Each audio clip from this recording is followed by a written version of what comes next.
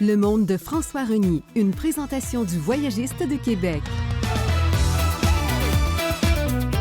Showbiz, voyage et nostalgie.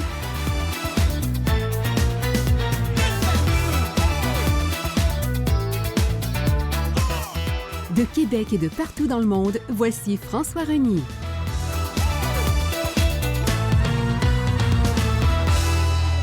Comment allez-vous? Bonjour, mesdames, messieurs. Bienvenue à notre émission Le Monde de François Reny, mais je dirais une émission un peu spéciale. Ça a toujours été spécial pour moi. 40 ans à la radio, la télévision, et une vingtaine d'années de couverture de la cérémonie des Oscars. Alors, je suis allé, vous m'avez sûrement suivi de par le passé, c'était à CHRC Québec, sous Jeff Brown, mon directeur des programmes, qui a été le premier à accepter que j'aille couvrir la cérémonie des Oscars, la 55e cette année-là. On est rendu à 98, ça ne nous rajeunit pas. C'était en 1983, en avril 83. Et je fus à ce moment-là, et j'ai été pendant quelques années, le premier et seul Québécois à être accrédité par l'Académie des sciences et du cinéma de la Californie pour assister comme journaliste invité. On était à peu près 600 journalistes à l'époque. Et dans les dernières années, ça dépassait les 2000. Vous imaginez comment, aujourd'hui, c'est devenu encore plus une grosse business qui a commencé le 16 mai 1929. La première fois qu'on fait des Oscars lors d'un dîner privé, c'était à l'hôtel Roosevelt, qui existe encore. L'hôtel est juste en face du Chinese Theatre. On est dans les années, presque les années 30, ce qu'on a appelé le Golden Hollywood. On est en 29 exactement. Mais l'Academy of Motion Picture Arts and Sciences, qu'on appelle AMPAS, les mêmes qui, encore aujourd'hui, organisent les cérémonies de Oscars, les concours et les remises de statuettes. Alors, eux, ils ont fondé leur association en 1927. Ça a pris quelques mois, quelques années pour organiser, donc, le 16 mai 1929, la première présentation des Oscars à l'hôtel Roosevelt qui se voulait un grand souper. Évidemment, à cette époque, ce n'était pas télévisé. La télévision n'existait pas. C'était présenté à la radio. Et l'idée, c'était pour promouvoir l'industrie du cinéma américain. Donc, exactement le même but recherché encore aujourd'hui. Si vous êtes en première diffusion, on est vendredi soir, c'est dimanche, dans 2 jours, à 18h, un peu avant sur NBC, aux États-Unis, par exemple, si vous voulez avoir le tapis rouge, le red carpet, quand toutes les vedettes arrivent, c'est là qu'on est là, les journalistes, avec les micros, puis on essaie d'avoir nos entrevues. À l'époque, pour CHRC, donc avec Jeff Brown en 83, pendant plusieurs années. Ensuite, CKAC à Montréal, je l'ai fait pour eux également. Encore à CHRC pendant de nombreuses années. À TQS à la télévision. À TVA, en fait, ce qu'on appelait Canal 4 dans le temps. Et puis, Télévision 4 saisons Montréal également. Alors, tous des endroits où, et puis pour Éco-Vedette, des journaux à potins de l'époque. Alors, je faisais les reportages comme journaliste invité, puisque j'étais accrédité par l'Académie là-bas. Alors, donc, on offre chaque année une statuette, un Oscar. Alors, peut-être êtes-vous intéressé à savoir que le Oscar, le même qu'ils vont présenter dimanche, ou si on est dimanche ce soir, ou dans les derniers jours, parce que disons que c'est toute la semaine de festivités des Oscars à Hollywood. Alors, Margaret Eric était la bibliothécaire à AMPAS, c'est-à-dire au bureau de l'association de l'Académie de Motion Picture. Alors, elle a dit, mon Dieu, votre statue, parce qu'ils ont fait un modèle de statue, on voulait un chevalier avec un épée en avant de lui sur une bobine de film. C'est ça, la statuette, le Oscar.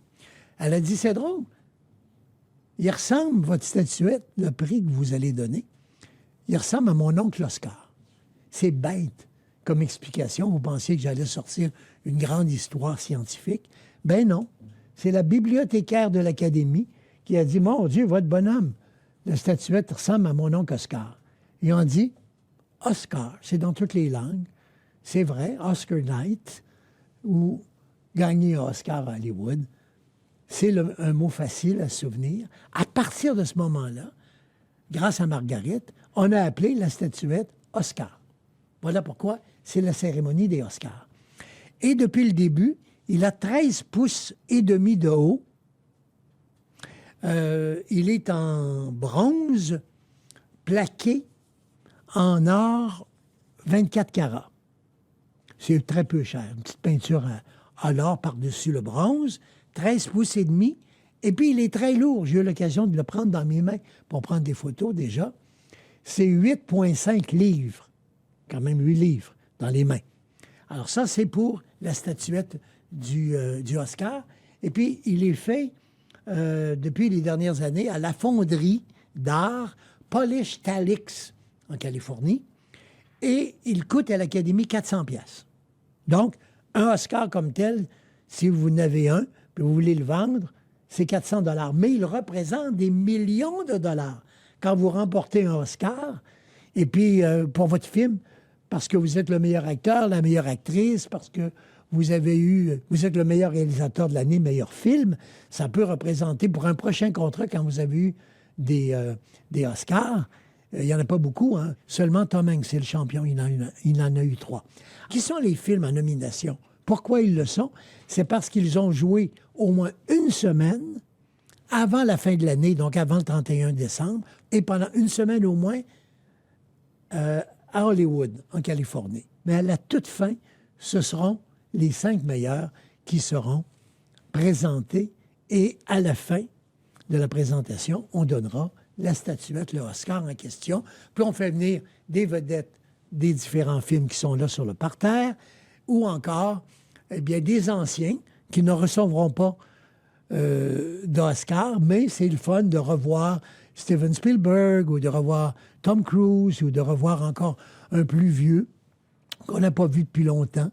Venir offrir un Oscar, par exemple, demander à Sylvester Stallone de ressortir, ou de Al Pacino, qui sont encore bien vivants, ces gens-là, de revenir à l'Académie, parce qu'ils sont des attractions, évidemment. C'est comme Brad Pitt avec F1, il devrait être là, ou DiCaprio, parce qu'il est en nomination comme meilleur acteur. Lui, c'est sûr, il va être là, à moins qu'il soit sur un tournage à l'étranger. Mais pour agrémenter la soirée, ça prend plus encore de vedettes au rendez-vous, hein, de grandes stars de cinéma. Alors, c'est donc dimanche la cérémonie des Oscars. Elle a lieu au Dolby Theatre, tout à côté du Chinese Theatre sur le boulevard Hollywood, qu'on appelle le boulevard des étoiles, où il y a des étoiles un peu partout. Et moi, je suis déjà allé dans le passé à Shrine Auditorium. Je vous ai parlé de Roosevelt, où il y a eu le premier Oscar, la première présentation au Roosevelt. Après ça, on est allé au Biltmore Hotel dans les années 40, et puis un petit peu, pendant quelques années, au Chinese Theatre, en face, où il y a eu de nombreuses premières de films, là où il y a les empreintes des artistes au plancher, les mains et les pieds. Et c'est là aussi où on dispose sur le trottoir toutes les étoiles. Alors ça, c'est le Chinese Theatre des années 40. Ensuite, le RKO Pantage, et on est arrivé au Dorothy Chandler Pavilion dans les années 80. C'est là que moi, j'y vais pour la première fois en 83 au Dorothée. Quand c'était pas au Dorothée, ça pouvait être au Shrine Auditorium, où Céline est allée également dans les deux. Elle fut d'abord au Dorothée, la première fois qu'elle y est allée, pour Beauty and the Beast. C'est en 92. Et puis après ça, elle est allée pour une autre chanson de film avec un duo, avec Andrea Bocelli. Et Céline était aussi, elle, dans le Nouveau Théâtre. Mais il a ouvert en 2001, exactement. Donc, quand elle va chercher son trophée pour Titanic, My Heart Will Go On, lorsqu'elle va chanter cette chanson qu'on est tous là, les journalistes québécois, parce que là, il n'y a pas juste moi, tous les journalistes de Montréal sont là également. René a invité tout le monde. Alors, c'était en 1998, l'année de Titanic, voyez-vous. Alors, les théâtres, donc le Roosevelt, le Biltmore, ensuite le Chinese Theatre, le RKO, le Dorothy Chandler, et puis le Shrine Auditorium, et depuis 2001, donc, le Dolby Theatre, où la présentation aura lieu encore cette semaine. Et un phénomène un peu amusant, et qui m'avait surpris la première fois que je suis allé, il y avait des gens du public, très bien habillés, belle robe de soirée avec tuxedo, etc. Et ils se tenaient dans le corridor, près des portes d'entrée du théâtre. Alors, je me suis informé, qui sont ces gens? Parce que, évidemment, ce n'étaient pas des vedettes, je ne les connaissais pas. Mais on dit ce sont les seat fillers, les remplisseurs des sièges, si je traduis intégralement. Alors, qu'est-ce que c'était? Vous savez, la cérémonie, c'est très long. 3 heures, 3 heures et quart, ça dépend des remerciements. On essaie de raccourcir maintenant. Puis, de façon générale, c'est assez long. Alors, ces gens-là sont sur le côté. Et quand les vedettes, les Brad Pitt de ce monde, et puis DiCaprio, Meryl Streep, Sharon Stone et tous les autres se lèvent, parce que 3 heures et quart, on a faim, il y a un beau buffet en arrière. Alors, ils vont chercher un peu à manger, prendre un verre de vin, ils vont aux toilettes, ils vont refaire le maquillage, bon, etc. Alors, ils quittent pendant la pause. Alors, quand ils reviennent de la pause, c'est drôle, les bancs sont toujours remplis. Vous comprenez? Même si les stars ne restent pas là assis à leur siège pendant 3 heures et quart, il y a de ces gens qui remplissent les bancs. Donc, quand il y a une pause à la télévision, là, les vedettes se lèvent, ils vont aux toilettes, ils vont manger, ils vont se délasser un peu, parce que c'est trop long, assis là 3 heures et quart de temps. Alors, on fait rentrer en tuxedo et en robe longue les gens du public qui ont donné leur nom quelques jours avant, qu'on fait une petite enquête sur eux, évidemment, et on les a bien habillés en tuxedo, en robe longue. Et leur job à eux, c'est de rentrer à la course pendant la pause, aller s'asseoir à la place des vedettes, et puis, à la prochaine pause ou 2 pauses plus tard, quand la star de cinéma revient, eh bien, il reprend sa place, et là, celui qui a rempli, pour pas qu'il y ait de trous dans la salle, pour qu'à la télévision, ce soit toujours plein, eh bien, il va ressortir, et puis peut-être revenir pour une autre vedette un peu plus tard. Alors, c'est amusant quand même. Ça, il faut être sur place pour savoir comment ça se passe. Il y a une salle de presse, puis il y a une salle des artistes. À mon époque, en 83, il y a 40 ans, c'était formidable parce que c'était en même temps. Les artistes ou les journalistes ont mangé au même buffet.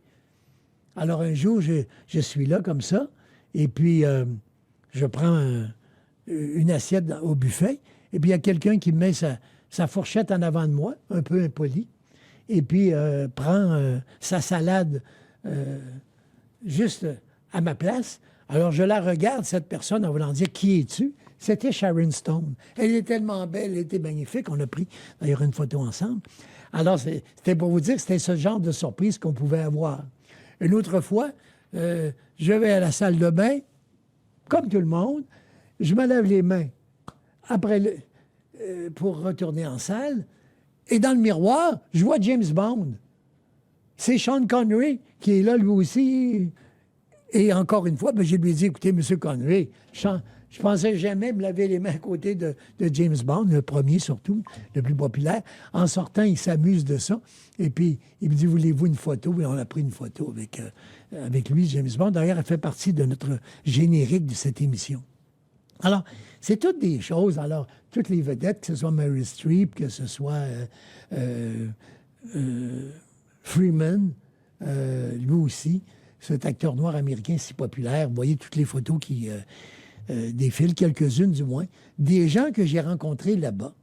Alors, ça a été une expérience extraordinaire. C'est pour ça que je voulais partager un petit peu de ces petites connaissances apprises sur le tas, à force d'y aller là-bas et de voir comment ça se passait.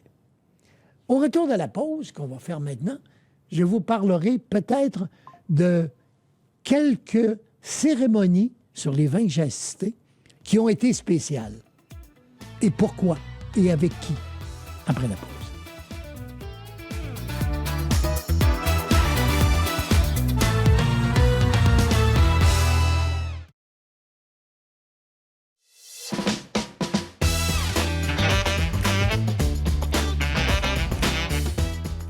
On parle cette semaine de mes souvenirs des Oscars d'Hollywood. J'ai eu l'occasion d'y aller plusieurs reprises, une vingtaine de fois, couvrir la cérémonie pour les différents postes de radio et de télé pour lesquels j'ai travaillé, même les journaux, les magazines. Et je voulais vous parler de 2, 3 cérémonies spéciales, parce qu'elles se ressemblent toutes, finalement. Sauf, évidemment, une première est une première. C'est dans tout.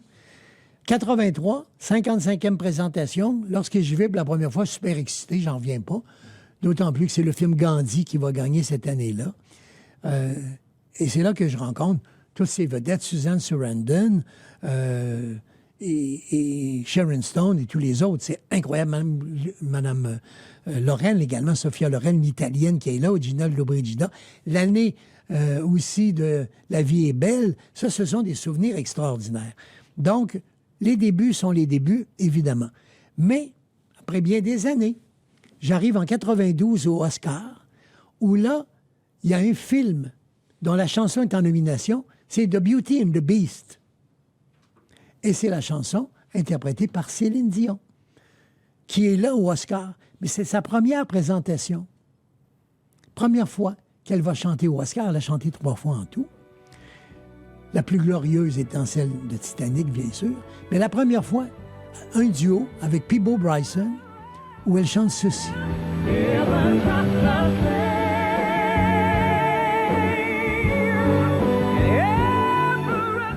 C'était la chanson Beauty and the Beast. Et comme elle n'était pas connue encore, c'était leur premier Oscar, René et elle. Ils sont rentrés sur le tapis rouge. Moi, j'étais sur le côté. Et puis, on voyait défiler les vedettes, évidemment. Et personne ne s'intéressait à René et Céline parce qu'elle n'était pas connue, donc elle ne faisait que la chanson du film. Et puis, elle n'avait pas eu encore la gloire qu'elle a connue par après, ni Las Vegas, ni le reste. On est en 92. Elle est toute jeune. Et puis, nous, on voit René et Céline, on crie « Hey, René et Céline! » On prend une photo. Et même René me l'a demandé, cette photo, parce qu'il a dit « Il n'y a aucun photographe officiel qui nous a pris en photo. Vous êtes les seuls à l'avoir prise. Je veux en avoir une copie. Ce sera notre souvenir. » Alors voilà la fameuse photo, la première fois que Céline est allée sur un tapis rouge à Los Angeles au Oscar. C'est cette photo avec René. C'était pour Beauty and the Beast. Et c'est nous, les Québécois, Nathalie, la mère de ma fille qui était avec moi à ce moment-là, qui a pris cette photo et qui a été une photo qui a fait même le tour du monde. Je l'ai vue dans d'autres magazines. Première photo de Céline au Oscar. Eh bien, c'est aucun photographe américain, qui que ce soit. C'est nous qui étions là, qui ont pris en photo Céline, parce que c'était extraordinaire de voir pour la première fois notre Céline sur le tapis rouge. Bien sûr, il y a eu l'année de Titanic. Ah ben là, j'étais plus tout seul. Tous les journalistes du Québec étaient venus et René avait fait une grosse conférence de presse au fameux hôtel Rose de Beverly, où il y a le Bungalow 5. Ça, c'est comme une petite maisonnette. Il y en a plusieurs autour de la piscine. Et c'est une maisonnette numéro 5 très populaire. Et Céline avait dit, je vais chanter au Oscar la chanson My Heart Will Go On, sa fameuse chanson de Titanic, qui était le film en nomination cette année-là, qui a gagné plein de trophées, plus d'une dizaine. Et elle m'avait dit à ce moment-là, je leur ai demandé d'avoir le Bungalow 5. Je vais aller chanter, mais je veux rester à cet hôtel-là, parce qu'elle était la chanteuse invitée avec la chanson de l'année. D'ailleurs, elle a gagné le Oscar de la meilleure chanson cette année-là. Et le Bungalow 5, qu'est-ce qu'il y avait de spécial? C'était une petite villa appartement dans cet hôtel, célèbre parce que beaucoup y sont allés. Par exemple, Elizabeth Taylor et Richard Burton vont se marier et passer une nuit de noces là. Le premier de leurs 2 mariages. L'autre étant à Montréal, leur voyage de noces. Le prince Charles et Lady Di ont été en voyage de noces en Californie. Ils sont demeurés au Bungalow 5. Et la rumeur dit que, comme Marilyn Monroe y allait régulièrement, c'est là qu'elle avait rencontré, passé la nuit avec John Kennedy, qui était le président des États-Unis.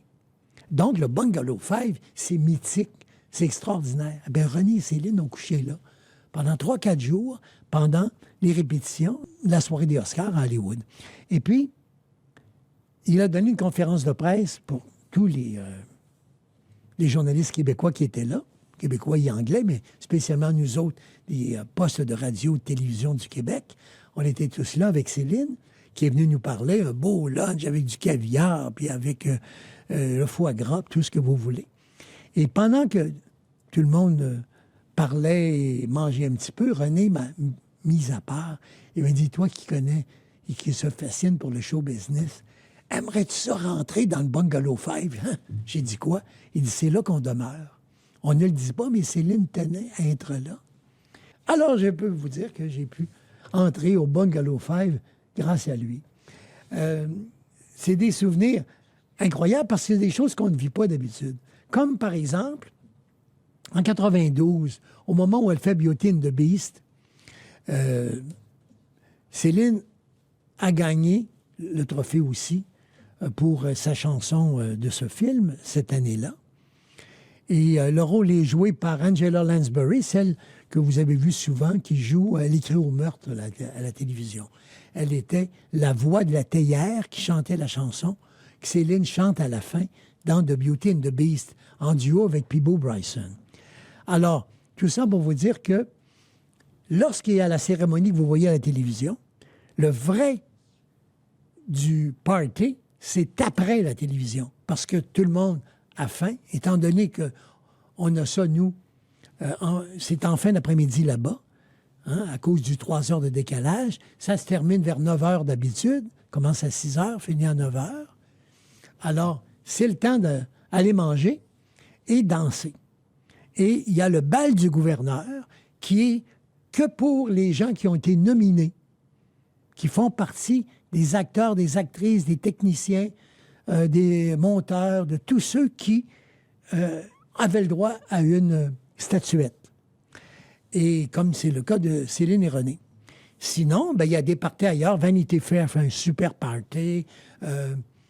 Elton John, à l'époque, faisait toujours son party au Mortons dans un steakhouse. Bon, on courait les parties jusqu'à 3 heures, 4 heures du matin, parce que moi, je faisais l'émission très tôt le matin à cause du décalage d'heure. Quand je passais à 7 h, 8 h à Paul Arcand ou André Arthur à d'autres émissions, imaginez que moi, c'était encore la nuit là-bas à Los Angeles. Alors, souvent, je la faisais, l'émission, à la radio, mes premiers reportages, en tuxedo comme la veille, parce que je ne m'étais pas encore couché. C'était la soirée des parties. C'est ça qui était extraordinaire. Et cette fois-là, en 92, voyez la photo ici, justement, avec Kevin Costner. C'était mon voisin de table. René et Céline viennent me voir, et puis ils me disent, demain, on doit se lever très de bonne heure. Céline n'a pas le goût d'aller au party. Et comme on doit se rendre à Los Angeles, on va se lever très, très tôt. On a assez, on s'en va se coucher. René me donne 2 billets. Ça, c'est mes 2 billets pour le souper au bal des gouverneurs. Aucun journaliste, même si j'avais 10 fois que j'allais au Oscar, je n'étais jamais rentré là. Personne ne pouvait y aller. Mais grâce à René, il me donne ces 2 billets. Et me voilà attablé avec Peabo Bryson qui chante avec elle et Mme Angela Lansbury également, avec qui j'ai pris des photos. Et la table à côté, il y a Barbra Streisand qui n'est pas loin. Il y a Al Pacino qui est là, enfin, toutes les vedettes qui sont au Oscar cette année-là. Et assis sur le revers de sa chaise, il y a un monsieur qui est en nomination aussi pour le film Il danse avec les loups. Et puis, beau monsieur, évidemment. C'est Kevin Costner.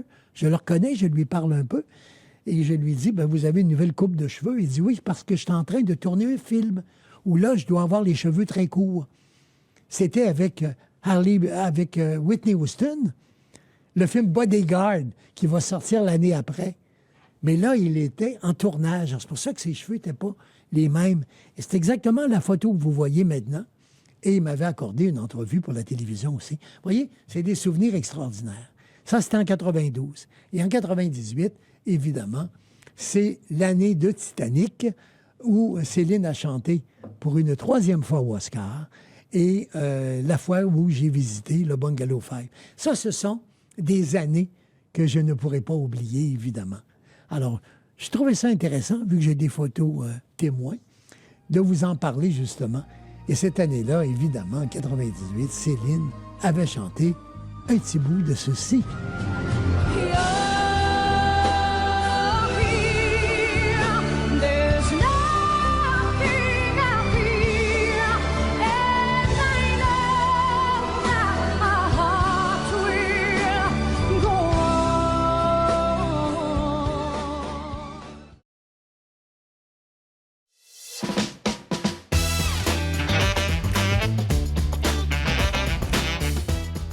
Alors, c'est dimanche, la cérémonie des Oscars, la 98e, et c'est à ne pas manquer si vous voulez passer une soirée tout à fait particulière.